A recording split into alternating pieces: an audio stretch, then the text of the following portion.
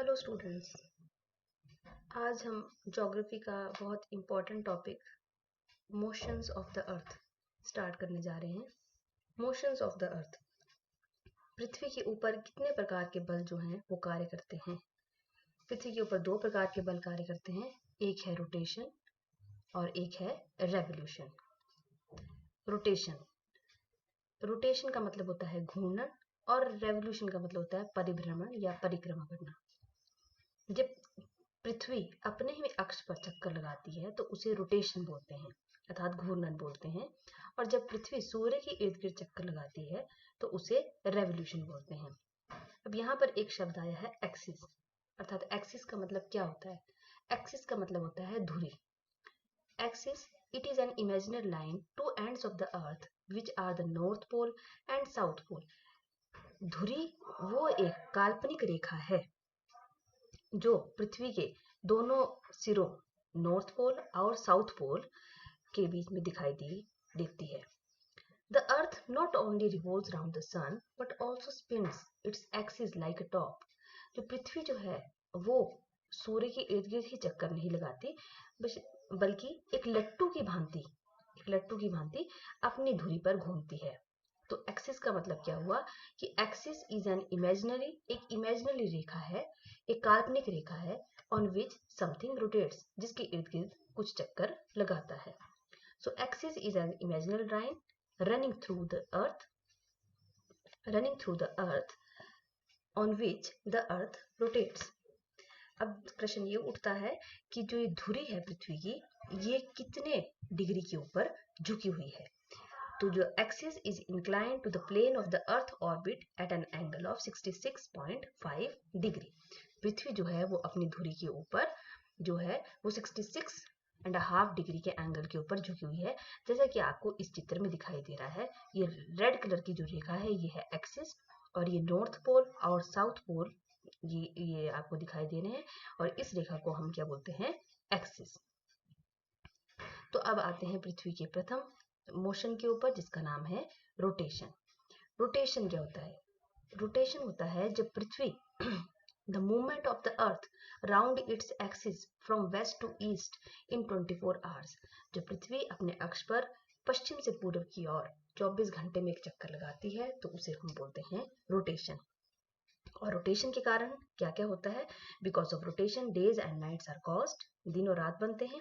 Because of rotation sun seems to up rising and setting. Because of rotation के कारण ही क्या होता है, हमें सूर्य उदय और सूर्य जब अस्त होता है वो भी हमें दिखाई देता है, उसके कारण ही हमें दिखाई देता है।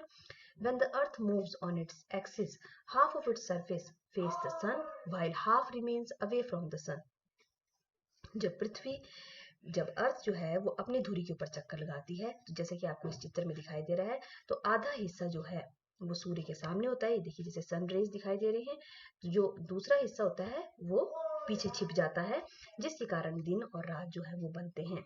जो पोर्शन सूर्य के सामने होता है, जैसे कि ये वाला हिस्सा जो है जो सूर्य के सामने है, इस हिस्से को बोलते हैं circle of illumination. The part of earth which receive sunlight is called circle of illumination. Illumination मतलब होता है प्रकाश का स्तोत्र।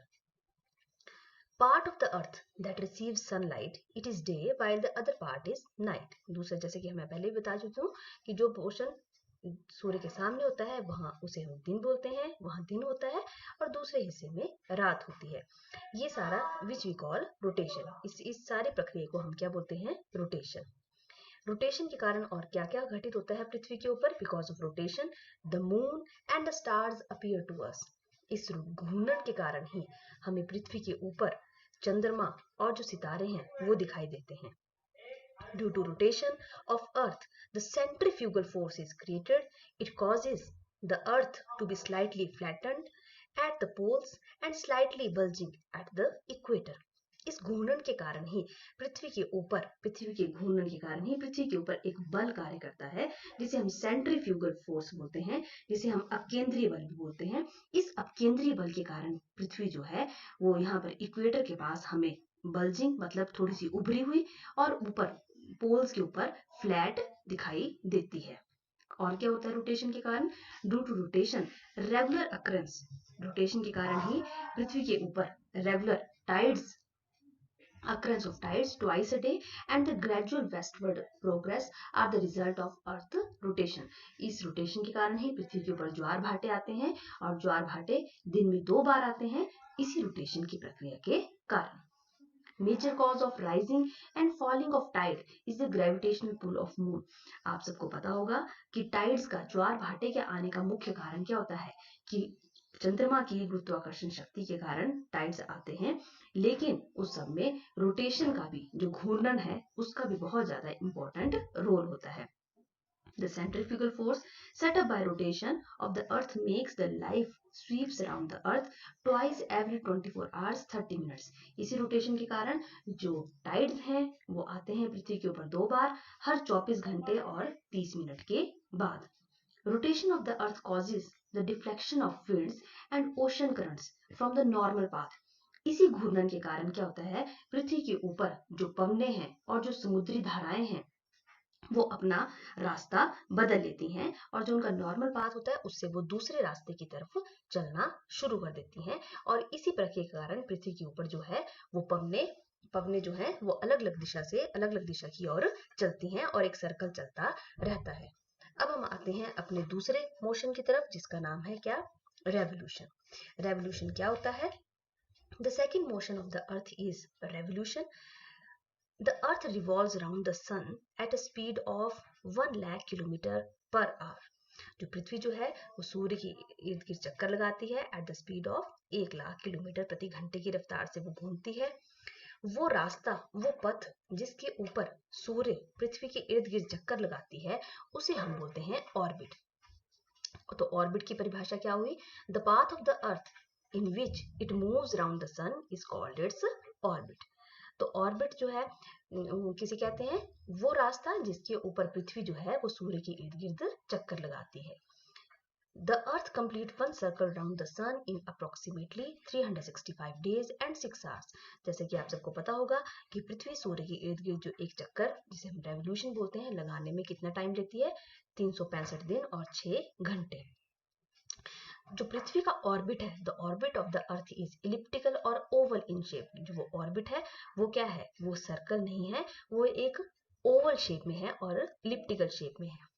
अगर हम निश्चित तौर पर जानना चाहें कि पृथ्वी सूर्य की इर्द गिर्द चक्कर लगाने में कितना समय लेती है तो वो लेती है year 365 days 5 hours 48 minutes and 45 seconds. तो इतना समय जो है वो पृथ्वी सूर्य की इर्द गिर्द चक्कर लगाने में लेती है.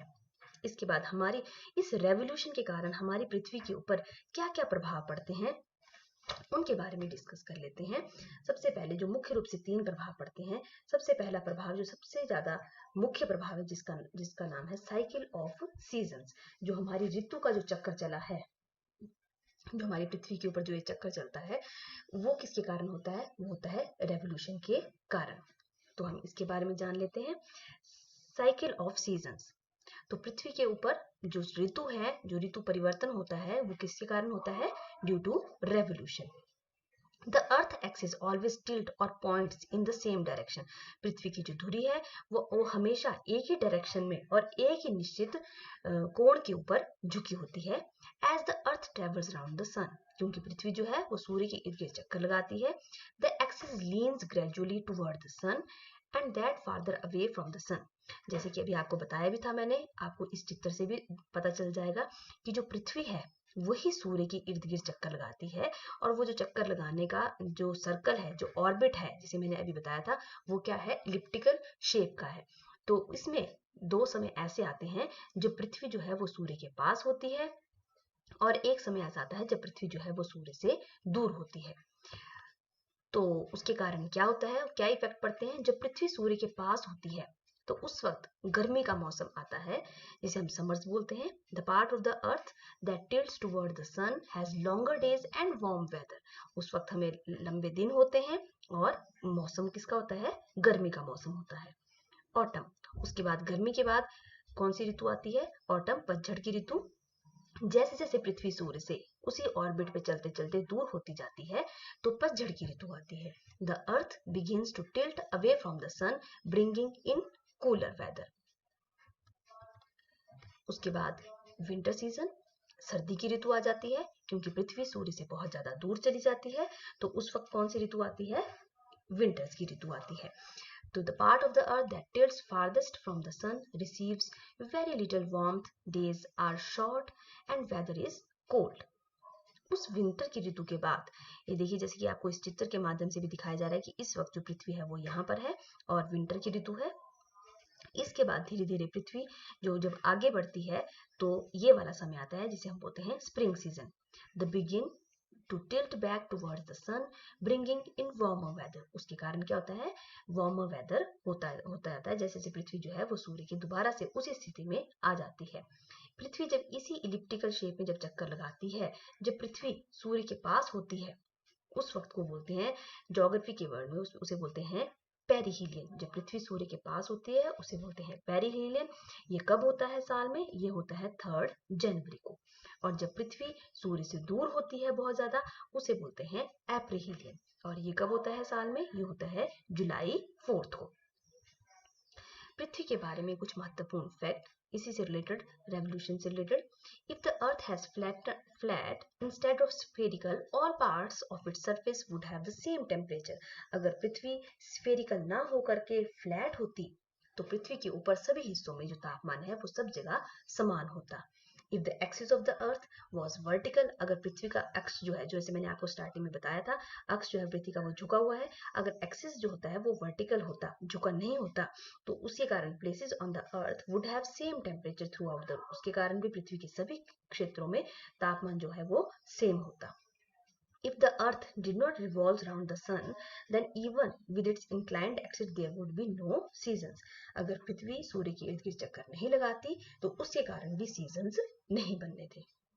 अब दूसरा प्रभाव जो पड़ता है सूर्य के पृथ्वी के चक्कर लगाने का सूर्य के इर्द गिर्द, उसका प्रभाव ये पड़ता है कि हमें अपैरेंट माइग्रेशन ऑफ सन, हमें ऐसा प्रतीत होता है कि सूर्य जो है, जो सूर्य है वो क्या कर रहा है? वो मुड़ रहा है, वो प्रवास कर रहा है, अपनी जगह से वो हिल रहा है। ऐसी स्थिति में हमें क्या प्रतीत होता है? ऐसा हमें आभास होता है कि सूर्य जो है वो पृथ्वी से नॉर्दर्न हेमिस्फीयर की ओर जा रहा है, और 6 महीने वो हमें ऐसा प्रतीत होता है कि सूर्य जो है वो सदर्न हेमिस्फीयर में की तरफ आ रहा है। The sun does not move, the earth moves. जो सन है वो कहीं भी नहीं जाता, वो स्टेशनरी है, परंतु पृथ्वी जो है वो घूमती है। All the latitudes between the Tropic of Cancer and the Tropic of Capricorn will have sun vertically overhead at least once between June and December, and once again between December and June. मतलब कि पृथ्वी जब सूर्य के इर्द गिर्द चक्कर लगा रही होती है, उस वक्त जो सूर्य है वो 2 बार जो है वो उसकी किरणें जो है वो पृथ्वी के ऊपर जो है वो सीधी पड़ती हैं। तो इस कारण से ट्रॉपिक्स के ऊपर, ट्रॉपिकल एरियाज आपको पता है जो इक्वेटर के पास जो रेखाएं हैं, Tropic of Cancer, Tropic of Capricorn, उनके ऊपर सूर्य की किरणें जो हैं वो साल में 2 बार सीधी पड़ती हैं। कब कब सीधी पड़ती हैं? एक पड़ती है मार्च पे, मार्च 21 मार्च को, और दूसरी पड़ती है सितंबर 23 को। लेकिन ट्रॉपिकल एरिया से ऊपर की तरफ जब हम पोलर एरियाज की तरफ जाते हैं तो उन क्षेत्रों में क्या होता है? Places beyond the 2 tropics will have sun directly overhead only a year. सिर्फ वर्ष में एक ही बार वहां पर सूर्य की किरणें सीधी पड़ती हैं, क्योंकि वहां पर सूर्य की किरणें तिरछी पड़ती हैं और वो दूर दूर है क्षेत्र ट्रॉपिकल एरिया से। कब पड़ती हैं सूर्य की किरणें वहां पर सीधी? 22 दिसंबर को। अब जो मैं आपको बात बता रही थी अभी उसी के बारे में कि नॉर्थवर्ड अपैरेंट माइग्रेशन, हमें ऐसा प्रतीत होता है कि सूर्य जब गर्मी की ऋतु है तो सूर्य जो है वो नॉर्दर्न हेमिस्फीयर की तरफ झुक गया है। For 6 months of the year, the sun appears to be moving north. हमें ऐसा प्रतीत होता है कि सूर्य नॉर्दर्न हेमिस्फीयर की तरफ झुक गया है। दिस माइग्रेशन बिगिंस आफ्टर, ये जो माइग्रेशन है ये हमें कब प्रतीत होती है, कब हमें लगना महसूस होना शुरू हो जाती है? दिसंबर 22 से। और कब तक ये कंप्लीट होती है? जून 21 को। जो 21 जून जैसे कि आप सबको पता है वो योगा दिवस के रूप में भी मनाया जाता है। तब तक आप याद रखने के लिए इसे इस प्रकार से याद भी रख सकते हैं। When the sun directly overhead at 23.5 degree north of latitude Tropic of Cancer, इस वक्त जो है जो सूर्य किरणें हैं वो सीधी पड़ती हैं ट्रॉपिक ऑफ कैंसर के ऊपर। इसके पश्चात इस वक्त जब नॉर्थ अपारेंट, जिसे हम उत्तरायण भी बोलते हैं हिंदी में, इस वक्त जो है हमारे पूरे नॉर्दर्न हेमिस्फीयर में गर्मी का मौसम होता है। उसके बाद सर्दर्न अपारेंट माइग्रेशन, जिसे हम उत्तरायण बोलते हैं, हम बोलते हैं कि सूर्य अब नीचे उतर आया है, वो 6 महीने हमें ऐसा प्रतीत होता है। कब? जून के बाद, after June 21 and completed on December 22, और दिसंबर 22 तक हमें ऐसा ही प्रतीत होता है कि सूर्य जो है वो सदर्न हेमिस्फीयर में उतर आया है, जबकि ऐसा होता नहीं है। ये सिर्फ गतियां जो है किसके कारण होती हैं? पृथ्वी के सूर्य के इर्द गिर्द चक्कर लगाने के कारण। एक और जो हमें प्रभाव दिखाई देता है रेवोल्यूशन का, परिभ्रमण का, वो है टेम्परेचर जोन्स। पृथ्वी के ऊपर अलग अलग प्रकार के जो जोन्स बन गए हैं, जिसके कारण, किसके कारण? रेवोल्यूशन के कारण। देखिए जैसे कि आपको इस चित्र के माध्यम से दिखाया जा रहा है कि यहाँ पर सूर्य किरणें जो है वो सीधी पड़ रही हैं इक्वेटर के ऊपर, उसके ऊपर ट्रॉपिक ऑफ कैंसर है, उसके ट्रॉपिक ऑफ कैंसर के ऊपर सूर्य किरणें, और ट्रॉपिक ऑफ कैप्रिकॉर्न के ऊपर सूर्य किरणें तिरछी पड़ती जा रही हैं। और उसके बाद धीरे धीरे जैसे हम ऊपर की तरफ जाते हैं, सूर्य किरणें और भी तिरछी होती जाती हैं, जिसके कारण पृथ्वी के ऊपर 3 प्रकार के जोन्स बन गए हैं, टेम्परेचर के 3 प्रकार के तापमान के क्षेत्र बन गए हैं। जैसे कि ये वाला क्षेत्र जो है जहां पर इक्वेटर है, इस क्षेत्र को बोलते हैं, जैसे कि हमने इस चित्र के माध्यम से दिखाया है, इसे बोलते हैं हम टॉरिड जोन। दूसरे हम उसके ऊपर वाले क्षेत्र को, ट्रॉपिक ऑफ कैंसर और आर्टिकल सर्कल के बीच के क्षेत्र को बोलते हैं टेम्परेट जोन, और आर्टिकल सर्कल से लेकर नॉर्थ पोल और अंटार्कटिकल सर्कल से साउथ पोल की तरफ बोलते हैं हम इसे टॉरिड जोन। तो इस प्रकार से ये हम इस चित्र के माध्यम से आपको क्लियर हो जाएगा। Torrid zone, this zone lies between the equator and tropics, equator और ट्रॉपिक्स के बीच में, जैसे कि मैंने अभी भी आपको दिखाया, इक्वेटर और ये जो ट्रॉपिक है, इन क्षेत्रों को हम ट्रॉपिक्स बोलते हैं, क्योंकि यहाँ पर आप इसको याद भी रख सकते हैं, Tropic of Cancer, Tropic of Capricorn, ये वो क्षेत्र है जहाँ पर सूर्य की किरणें सारा साल सीधी पड़ती हैं। तो sun rays fall over a small area giving it a great amount of heat. दूसरा क्षेत्र टेम्परेट जोन, जहां पर मॉडरेट टेम्परेचर रहता है, ना ज्यादा गर्मी ना ज्यादा सर्दी। This zone lies between the Tropic of Cancer and Arctic Circle in northern hemisphere and Tropic of Capricorn and Antarctic Circle in Southern Hemisphere. Temperature is moderate because the sun rays fall at a slant. सूर्य किरणें जो है वो तिरछी पड़ रही हैं। अब तीसरा तापमान का कौन सा क्षेत्र है? फ्रिजिड जोन, जैसे कि इसके नाम से पता चल रहा है, बहुत ठंडा क्षेत्र। This zone extends from the article circle to the north pole in the northern hemisphere and from antarctical circle to the southern hemisphere in south pole in southern hemisphere. The rays of the sun are slanting throughout the year and spread over the wide area. जैसे कि इस चित्र से भी आपको बताया गया मैंने अभी भी, यहाँ पर सूर्य की किरणें जो है वो तिरछी पड़ेंगी, जिसके कारण यहाँ पर बहुत ज्यादा ठंड प्रतीत होती है, यहाँ पर बहुत ज्यादा ठंड रहती है सारा साल। इसी कारण इसी की क्या बोलते हैं? हम इसे बोलते हैं फ्रिजिड जोन। तो ये था हमारा रोटेशन और रेवोल्यूशन के ऊपर एक छोटा सा टॉपिक। अगर आपको पसंद आया हो तो प्लीज इसे लाइक करें, इसे सब्सक्राइब करें। Thank you.